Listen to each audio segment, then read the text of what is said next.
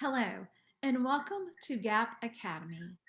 This session will focus on All Systems Go, technology solutions for nonprofit organizations like yours and mine.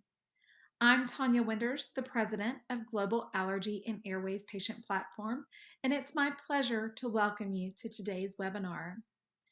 Our GAAPP Academy series could not be presented without the generous support from our sponsors.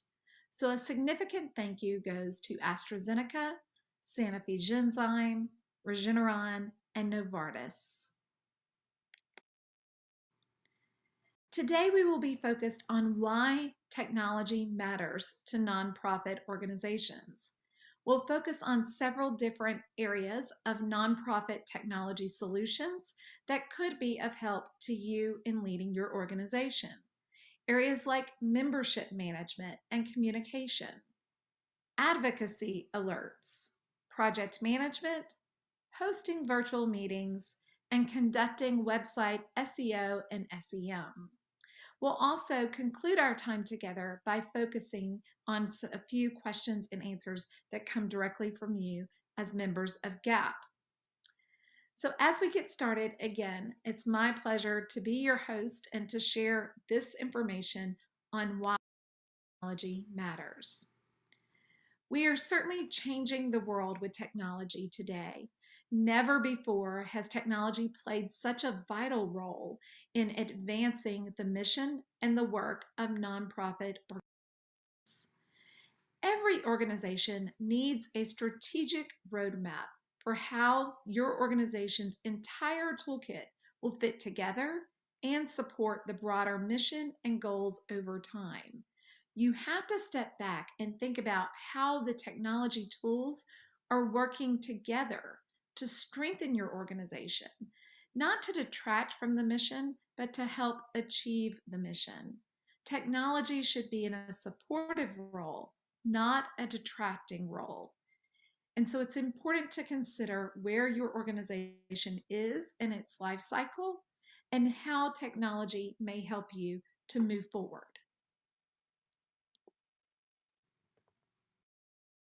So first, let's take a look at membership management and communications. I love this quote, "Alone we can do little, but together we can do so much." This is a quote by Helen Keller that really gets at the aim of why membership matters and communication is key to building that membership and continuing the engagement with members. So the very first technology solution that one should consider for their nonprofit is a customer relationship management platform, or a CRM. And there are many different types here. You can see some of the top ones that are used by nonprofit organizations: your membership, Salesforce, Razor's Edge, or Blackball. And when considering CRMs, this is a wonderful chart that helps you to kind of weigh what are the costs, what are the short-term costs and the long-term cost. Do you need new hardware? What is the server, the storage, the network, the IT labor that should be considered? And all of this is very important when thinking about what is the right CRM solution for you and for your organization. It's also important because your CRM really is the foundation that then all of the other technologies should integrate and be supported by. Everything should feed into your CRM so that you're getting the most out of that technology and managing all of the engagement of your membership through that central portal. Now, there are some effective communication tools that also can help you in communicating more routinely with your members. Now, we have used Constant Contact at Allergy and Asthma Network for quite some time, and it's an effective communication tool to help us communicate and stay connected with more than 75,000 members who have opted to receive those monthly communication tools. At the Global Allergy Airways Patient Platform at GAAPP, we use MailChimp, and I know that there are many of you out there that have used these services. So they're very turnkey, low cost, but effective at helping to support your ongoing connection and communication with members.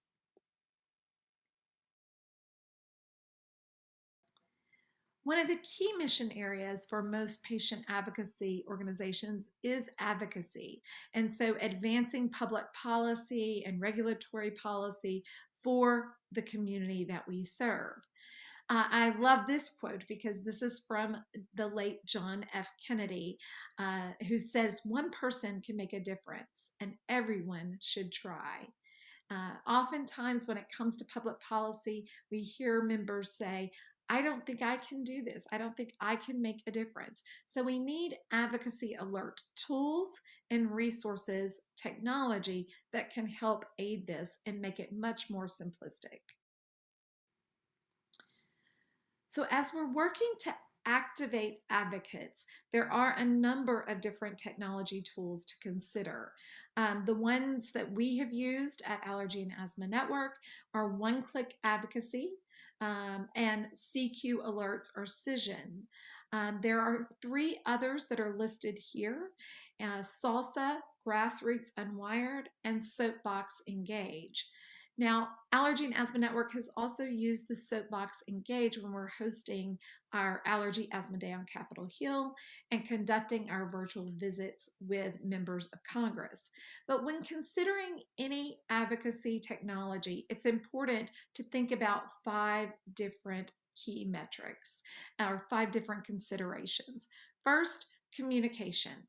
We know that communication is key. We've talked about it throughout all of our GAAPP Academy webinars, but the ability of your advocacy software to accurately connect and collect contact information and then communicate what the issues are that you want people to act upon is vitally important. Secondly, you need to consider how this advocacy tool will eliminate data entry. We know that's a huge time and money saver if you can integrate the advocacy campaign with your CRM.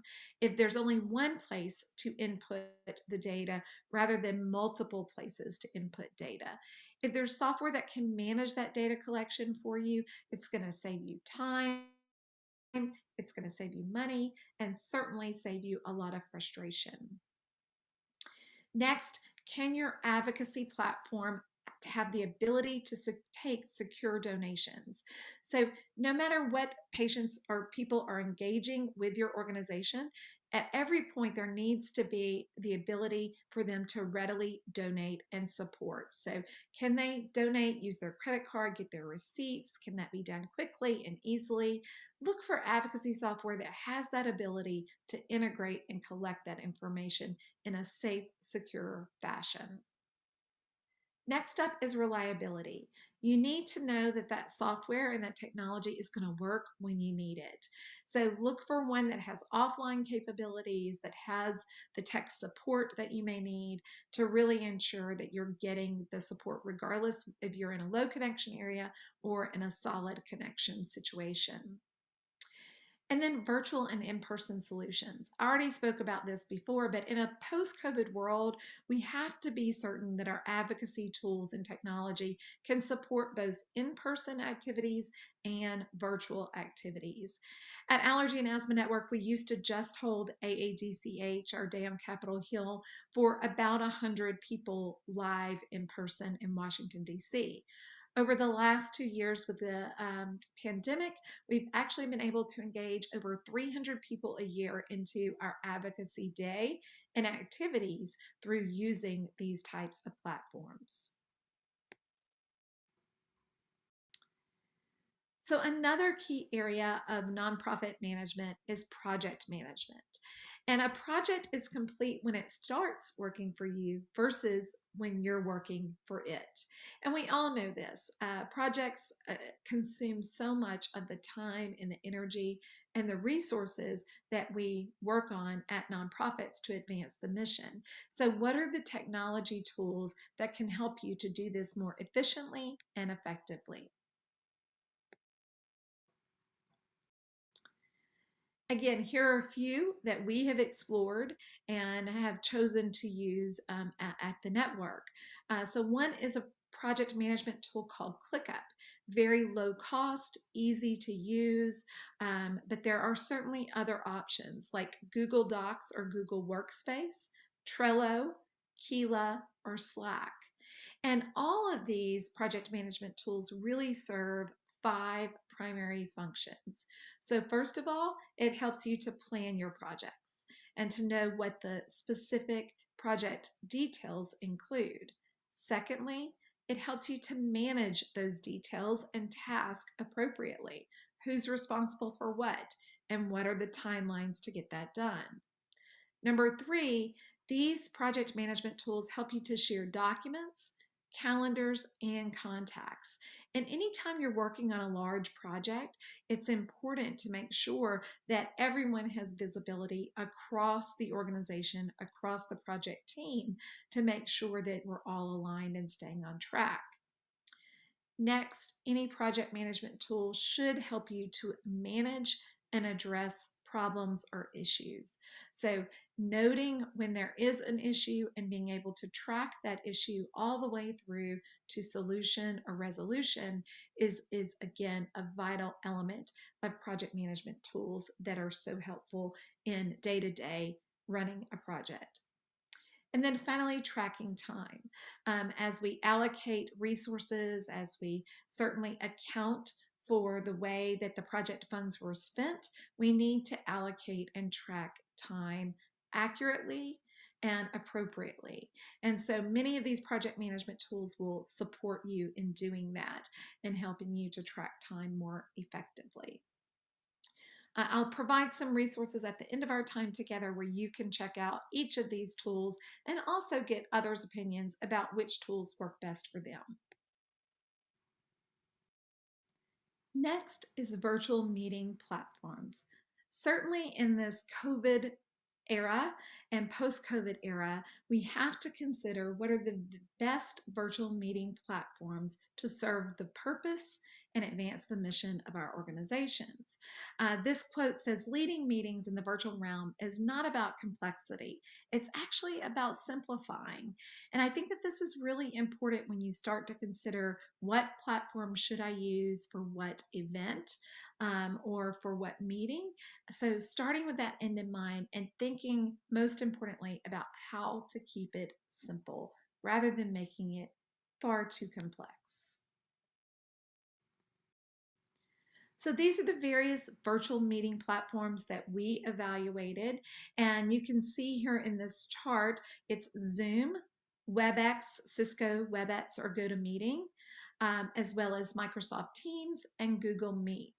And so this is a wonderful sort of comparison cheat sheet across all of those platforms and where they have free plans or reduced cost plans, the summary of their offerings, what they do well, what they don't do well. You can see that according to this evaluation, which was done independently, that Zoom seems to have the strongest capability across all of the different parameters. And that is the platform that we use most readily at Allergy and Asthma Network, as well as at GAAPP. Now, for certain things, we prefer Cisco WebEx or GoToMeeting. And in day-to-day smaller meetings, we really are integrating and using Microsoft Teams much more frequently. Still don't use Google Meet a tremendous amount, have found it a little bit more challenging in our work at AAN and at GAAPP. But I think all of these have different pros and cons that are evident as you look at this chart here, and certainly something for you to consider as you try to determine the best virtual meeting platform for you and for your organization's needs. Now, one area that I am asked very frequently about is website and how do we get the most out of our website. If you're going to post content, you better make sure that Google takes notice. And the way to do that is through search engine optimization and SEM, search engine marketing or management. So search engine optimization, SEO, search engine management or marketing, SEM, are the two terms that you'll see most frequently. So how do we do this? And is there technology out there that can help even the most basic of nonprofit organizations to do this well? And so again, this is not my individual area or forte, but we've talked about some of these in our other social media GAAPP Academy webinars, and we have one upcoming from Suzanne Hentringer that will go in very in-depth detail around website and social media tools of the trade. But here are a few to consider and help. So first, Hootsuite.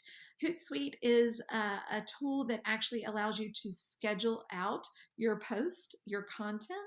And so you can, sit down on one day and schedule out posts for the upcoming month and really coordinate how you want to leverage your content across all platforms, whether that be your website, Facebook, Twitter, LinkedIn, Instagram, all of those various channels. You can schedule and utilize Hootsuite for helping out in that way. Next is SEM Rush and Phrase. I'm going to talk about these together because they both sort of do the same thing. This is all about keywords, how to identify the keywords that people are searching for, and then make sure that you're embedding that into your content as you develop content and post content. And so both of these tools are free and are very inexpensive for nonprofits to use. And the phrase tool specifically will help to give you an actual outline, utilizing those keywords that have been recognized to get you higher up on the Google search, and helping you to remember the topics and the keywords that you need to use in the content development so that it is recognizable, so that you're getting more eyes on your content. And what both of these two tools do is actually work on the backside using artificial intelligence to identify what are the terms people most commonly search for, and then aid you in embedding those terms into your content so that you can get more eyes on that content. Next is Google Search Console and Page Speed Insights. And these, again, are free tools from Google that actually help you to understand what people are searching for, but also how your page is performing relative to your competitors.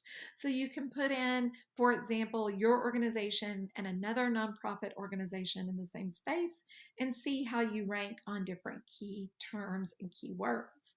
It also shows you how each page of your site is loading and the time that it's taking. Is it mobile friendly? How long is it taking to load that content and to display so that your end user experience is positive and most efficient? And then Google Ad Grants. If you have not applied and received the free funding Google offers to nonprofits, you certainly should, and we can help you to get connected and learn more about that program. But Google will provide your nonprofit free ad dollars each and every month. And this is a great way to get your content promoted on Google and through other channels, and to make sure that you're using those funds accordingly, that you're using those funds appropriately, again, to get the most out of them and to make sure that you're getting high in the rankings, getting more traffic to your content, and greater engagement from the community that you're serving. Now, there are a number of resources to help. And again, I've shared some of the tools that we use at GAAPP and at Allergy and Asthma Network. But here are 3 websites and links to other best free nonprofit technology. And so, again, I would encourage you to go to these sites to get others' opinions about what works for them.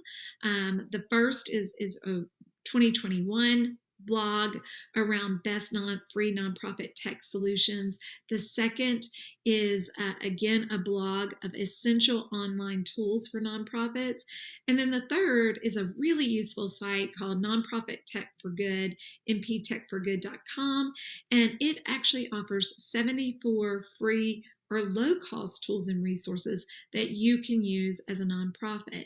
And so I would highly encourage you to check out these resources and also to contact us at GAAPP if we can help in any way as you're evaluating the technical solutions to advance your mission. As we close throughout the program, again, I just want to say thank you to each of you for listening and for participating in GAAPP Academy today. Also want to once again thank the generous support from our sponsors that are listed here. And we will now open up for the Q&A time to address any specific questions that you may have around technology solutions.